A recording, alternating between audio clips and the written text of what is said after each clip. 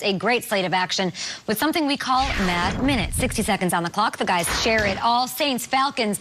It's an NFC South showdown. What are you excited about, Peter? I'm excited to see what we get from the Saints. I don't know what we're going to get because Sean Payton hasn't announced the starter yet. So we're assuming it's Jameis Winston. We could get some Taysom Hill, but they need to win these games because the Falcons quietly have won 3 or 4 games, and if they didn't have that Todd Gurley accidental touchdown, it'd be 4 or 4 games. Don't walk over the Falcons here, and don't look over the Falcons here. I think the Saints are in for a battle, and I don't know who's playing quarterback. I'm in agreement. I do feel like the Falcons are playing really well. I said it that they're playing as good as anybody. It's just unfortunate that the season started a couple of months ago. But I'm also looking at the offense, but the wide receivers. I remember when we had backup quarterbacks in the lineup, our coach would come into the meeting straight up and say, I need you guys to turn your head around faster, get out your brakes sooner, and be aggressive with when the ball's in the air. You don't have the same rhythm with the backups. This is going to be on the wideouts. Full confession, during commercial break, we're listening to Back in Time by Huey Lewis. I feel like this Sean Payton with Jameis is like Doc Brown with plutonium. He's always been a little bit of a dangerous coach, and now he has a dangerous quarterback. Like, Breeze has always kind of leveled him out. Like, Breeze is a skim milk to Jameis's plutonium. It's a good marriage between Payton and Breeze. This is Sean Payton unhinged, and it might be really fun to watch. And it's a good matchup, Kyle. I like that it's a familiar foe. Jameis knows this Falcons defense, right? He actually has 25 touchdowns against them in his career, just 9 interceptions. That is his best record in his career. So him facing ATL, not too shabby, and he might even have to face them again, depending on Drew Brees and his health. Okay, Lions taking on the Panthers in Charlotte. What are you looking for? Burleson. Yeah, I'm looking at Matt Stafford. I talked to him this week, and he just has a certain calm about him. He understands what's going on, the situation, not only with the criticism on his team, but also as head coach. But he likes what they're building together. He likes that DeAndre Swift is now finding his own. The wide receiver play is there. So Matt Stafford, I feel like, is really going to come along the last parts of the season and remind everybody just how good he is. Not everyone in the Stafford family is calm right now. Yeah. A lot going on.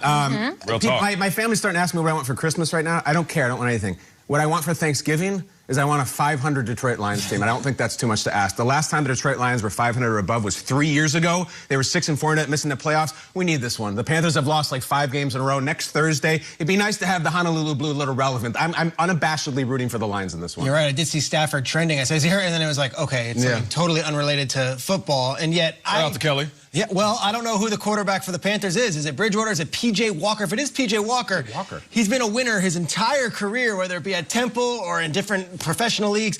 NFL's a different story. The Panthers lose this, they're done for the year. If they win, they got a flickering light. Interesting. You can watch this game to see Matthew Stafford, your guy who you talked to. He needs 1 touchdown pass, Nate. 1 touchdown pass to pass Joe Montana, moving into 17th all-time passing TDs. Hall of Famer. That might. Give him a jacket. We'll have that debate sometime in March. Join us then.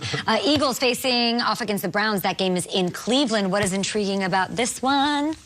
Back to me. All right. The Browns. Are the Browns 6-3? Yep. The Browns are 6-3, right? Yeah, the Browns are 6-3. Who are you, though? Are you a team that's going to get patted on the back for having a pretty good season, and then you finish off 800 at the end of the year? Or can you go on a run?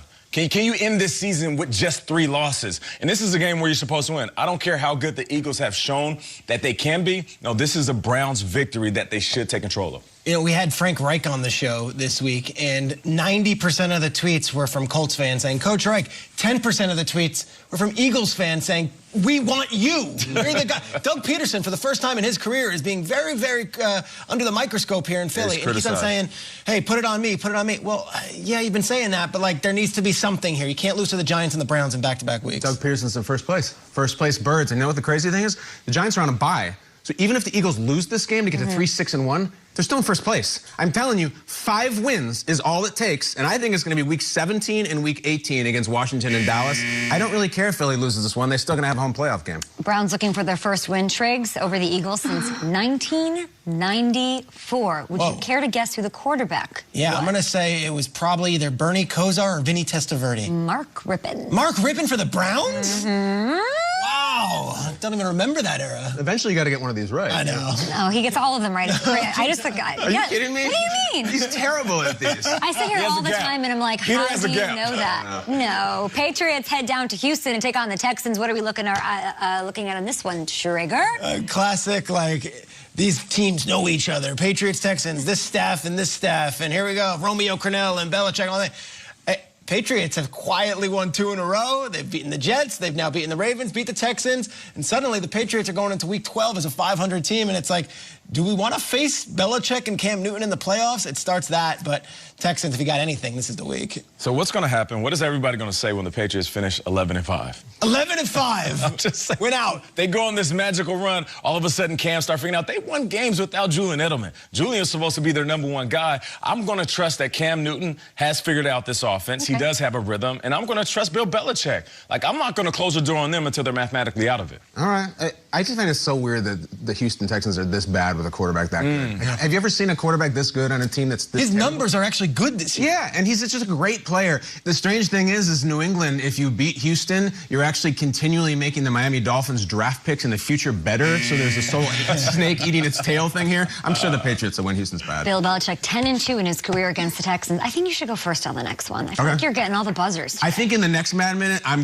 going first like on all of them. I think we're shuffling. I know a guy that knows a guy that can help you out with that. Okay, undefeated Steelers traveling down to Jacksonville. What intrigues you about this matchup? Kyle, you go first. You know what I want to see? What do you want? I want to see Juju Smith-Schuster score a touchdown and run up into that pool. That's what I want. It's way up there. It's way long up run. there. I think there's only 2 guys in the league who would do it. I think it's Juju and it's Tyreek. You think there's water in there's that no pool fans. around? Yeah, I think there's still water. I think there's really no fans, so you could get up there unabated, or rather unobstructed. That's all I want from this game. I think Pittsburgh's going to hammer Jacksonville, and that's why I go first in this segment. Juju running into the pool. That sort of analysis. That is a long jog. It's going to look like he's conditioning upstairs. Yeah, I like it. Is this a trap game? You know, I know that Coach Tomlin has these guys really focused, but is Jacksonville going to come out there with Luton, and give him a run? Because for what it's worth, Garrett Gilbert almost beat the Steelers. And I feel like if Luton is looking at that game or Luton is looking at the game, he's confident. Luton looked great against the Packers, was dialed in. Talk about it. Really good. Pittsburgh, we have to get a definitive pronunciation, right? It's Luton, I think. It's Luton. It's Luton. It's Luton. It's Luton, I think. It's Luton. If Luton had all the weapons that all these other teams, we might be talking about as one of these rookie quarterbacks. I feel like Luton's put on a show. Go. Luton's put on a show. Go Been flip the good. table. Luton's been good. You have to earn a pronunciation, you know? Like, do something that we know what you're... Earn a pronunciation of your name? I don't know. Well, it's funny because it's not jalapeno how do we body not